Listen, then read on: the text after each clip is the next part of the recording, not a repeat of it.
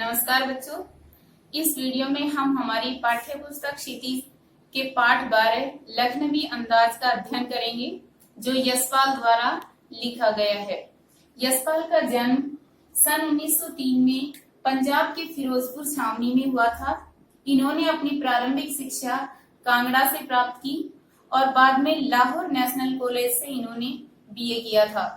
राष्ट्रीय स्वाधीनता आंदोलन से जुड़े होने के कारण ये अनेक बार जेल भी गए थे और सन 1976 में इनकी मृत्यु हो गई थी।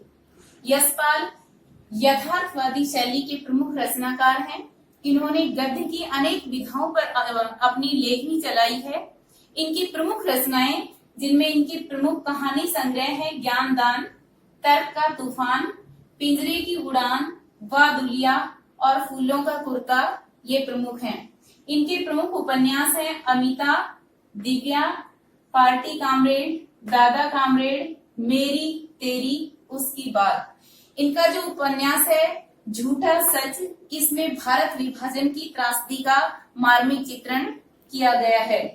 प्रस्तुत पाठ लखनवी अंदाज जो पाठ है, इसमें लेखक ने उस पतनशील सामंती वर्ग पर कटाक्ष किया है जो वास्तविकता से बेखबर एक बनावटी जीवन शैली का आदी है।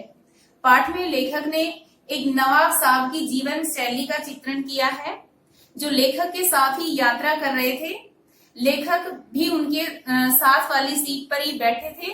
तो वे इस तरह का दिखावा करते हैं, खीरे को काटते हैं, उस पर नमक और मिर्च बुरकते हैं और उसे बिना खाए ही वे खिड़की से बाहर फेंक देते हैं और इस तरह दिखाते हैं कि जैसे उनका पेट भर गया हो।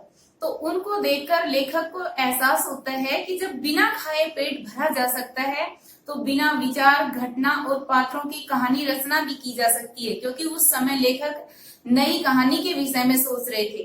तो लेखक को लगा कि जब इन सज्जन का बिना खाए पेट भर गया तो बिना विचार, घटना और पात्रों की कहानी रचना भी की जा सकती है, लेकिन ऐसा संभव नहीं है। ना तो बिना खाए उधर पूर्ति हो सकती है और ना ही बिना विचार, घटना और पात्रों की कहानी रचना संभव है। तो पाठ में लेखक ने नवाब साहब के दिखावे का विस्तार पूर्वक अध्ययन किया है, जिसके बारे में हम पाठ में अध्ययन करेंगे, जो इस प्रकार है। मुफस्सिल की पैसेंजर ट्रेन चल पड़ने की उतावली में फुंकार रही थी। आराम से सेकंड क्लास में जाने के लिए दाम अधिक लगते हैं। दूर तो जाना नहीं था। भीड़ से बचकर एकांत में नई कहानी के संबंध में सोच सकने और खिड़की से प्राकृतिक दृश्य देख सकने के लिए टिकट सेकंड क्लास का ही ले लिया। इस मुफस्सिल से अर्थ है, इसका आशय है कि आसपास यानी इर्द गिर्द के इलाके में ही जाने वाली ट्रेन। तो जो पैसेंजर ट्रेन थी वो चलने वाली थी और लेखक को भी कहीं जाना था और उन्हें नई कहानी की रचना के विषय में सोचना था, इसलिए वे भीड़ भाड़ वाले डिब्बे में यात्रा नहीं करना चाहते थे और उन्होंने सेकंड क्लास के डिब्बे की ही टिकट ले ली थी ताकि वे एकांत में नई कहानी के विषय में सोच सके, वे बाहर के जो प्राकृतिक दृश्य है उसका आनंद ले सके। गाड़ी छूट रही थी। सेकंड क्लास के एक छोटे डिब्बे को खाली समझकर जरा दौड़कर उसमें चढ़ गए। कौन चढ़ गए? लेखक। यानी कि सेकंड क्लास के एक डिब्बे को खाली समझकर वे उसमें दौड़कर चढ़ गए, क्योंकि वे एकांत में ही नई कहानी के विषय में सोचना चाहते थे, इसलिए लेखक अकेले ही यात्रा करना चाहते थे।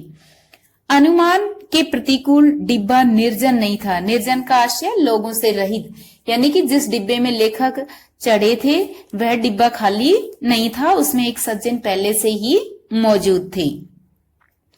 एक बर्थ पर लखनऊ की नवाबी नस्ल के एक सफेद पोश सज्जन बहुत ही सुविधा से पालथी मारे बैठे थे। बर्थ का आशय होता है एक सीट पर, यानी लेखक ने देखा कि एक सीट पर एक लखनवी जो नवाब साहब हैं वो बहुत ही सुविधा से यानी कि पालथी मारे हुए बैठे हैं। सामने 2 ताजे चिकने खीरे तौलिए पर रखे थे और नवाब साहब के सामने क्या रखे हुए थे? 2 खीरे रखे हुए थे। डिब्बे में हमारे सहसा कूद जाने से सज्जन की आंखों में एकांत चिंतन में विघ्न का असंतोष दिखाई दिया। तो जैसे ही लेखक डिब्बे में चढ़ते हैं तो उन्हें लगा जैसे नवाब साहब को कुछ असुविधा हुई हो, उन्हें उनके आने से कुछ असंतोष हुआ, ऐसा लेखक का अनुमान था। सोचा हो सकता है यह भी कहानी के लिए ही सूझ की चिंता में हो या खाली या खीरे जैसी अपदार्थ वस्तु का शौक करते देखे जाने के संकोच में हो। यानी लेखक ने सोचा कि हो सकता है मेरी तरह नवाब साहब भी किसी कहानी रचना के बारे में सोचने के लिए अकेले बैठे हों, या फिर खीरे को ये दूसरे व्यक्ति के सामने खाना पसंद नहीं करते हों, इसीलिए इन्हें मेरे यहाँ आने से कुछ असंतोष हुआ है। नवाब साहब ने संगति के लिए उत्साह नहीं दिखाया। यानी जैसे ही लेखक डिब्बे में चढ़े तो नवाब साहब ने उनकी संगति के लिए यानी कि अपनी खुशी उन्होंने व्यक्त नहीं की। हमने भी उनके सामने की बर्थ पर बैठकर आत्मसम्मान में आंखें चुरा ली। यानी लेखक भी उनके सामने वाली सीट पर बैठ गए, लेकिन उन्होंने भी उनसे कुछ नहीं कहा और वे भी दूसरी तरफ देखने लगे। खाली बैठे कल्पना करते रहने की पुरानी आदत है, क्योंकि लेखक जो थे वो लेखक थे, तो लेखक की आदत होती है कि वह कल्पनाशील होता है, कुछ न कुछ जरूर सोचते रहते हैं। तो लेखक भी कल्पना कर रहे हैं। यशपाल जो इस पाठ के लेखक हैं वो भी कल्पनाशील हैं, कल्पना कर रहे हैं। नवाब साहब की असुविधा और संकोच के कारण का अनुमान करने लगे। अब वे क्या सोच रहे हैं कि भाई मेरे यहाँ आने से नवाब साहब को असुविधा और संकोच क्यों हुआ होगा।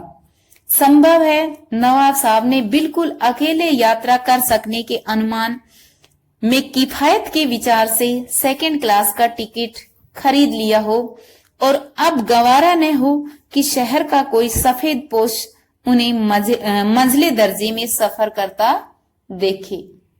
यानी ये लेखक की खुद की कल्पना है। वो ये सोच रहे हैं कि भाई मेरे यहाँ आने से इन सज्जन को नवाब साहब को असंतोष क्यों हुआ। तो हो सकता है वे अकेले यात्रा करने के विचार से ही इसमें बैठे हों, या फिर ऐसा भी हो सकता है कि शहर का कोई सज्जन, शहर का कोई व्यक्ति उन्हें मंझले दर्जे में यात्रा करते देखे। यह भी हो सकता है उन्हें अच्छा नहीं लगा हो, क्योंकि नवाब थे तो नवाब भी शान शौकत के अलावा उन्हें जो प्रथम श्रेणी का डिब्बा था उसमें यात्रा करनी चाहिए थी। तो इसलिए वे सोचते हैं कि शायद इसीलिए जो नवाब साहब हैं उन्होंने मेरे आने से अपना असंतोष व्यक्त किया है।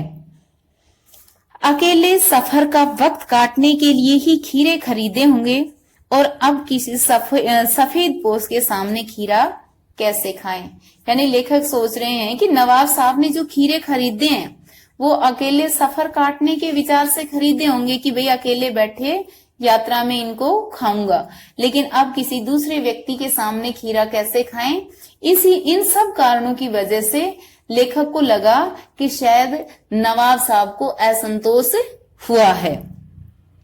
हम कनखियों से नवाब साहब की ओर देख रहे थे। कनखियों से आशय तिरछी नजरों से।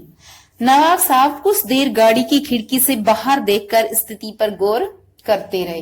यानी लेखक तिरछी नजरों से नवाब साहब की ओर देख रहे थे और लेखक जो नवाब साहब हैं वो भी खिड़की से बाहर देख रहे थे। यानी कि लेखक को वे देखकर भी अनदेखा कर रहे थे कि जैसे उन्हें पता ही नहीं हो कि डिब्बे में कोई दूसरा व्यक्ति भी पहुंच गया है। और नवाब साहब ने सहसा हमें संबोधन किया, आदाब अर्ज। आदाब अर्ज जो है ये अभिवादन का ही एक ढंग है। यानी कि पहले तो उन्होंने उनको देखकर भी अनदेखा किया और अब अचानक उनको आदाब अर्ज करते हैं, यानी उनका अभिवादन करते हैं। खीरे का शौक फरमाएंगे।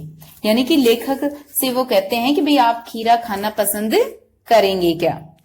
नवाब साहब का सहसा भाव परिवर्तन हमें अच्छा नहीं लगा। यानी लेखक को भी नवाब साहब का इस तरह भाव परिवर्तन की भी, पहले तो उनके आने पर उन्होंने कोई प्रतिक्रिया नहीं व्यक्त की और अब अचानक उनका अभिवादन भी कर रहे हैं और उन्हें खीरे के बारे में भी पूछ रहे हैं। भाप लिया आप शराफत का गुमान बनाए रखने के लिए हमें भी मामूली लोगों की हरकत में लथेड़ लेना चाहते हैं।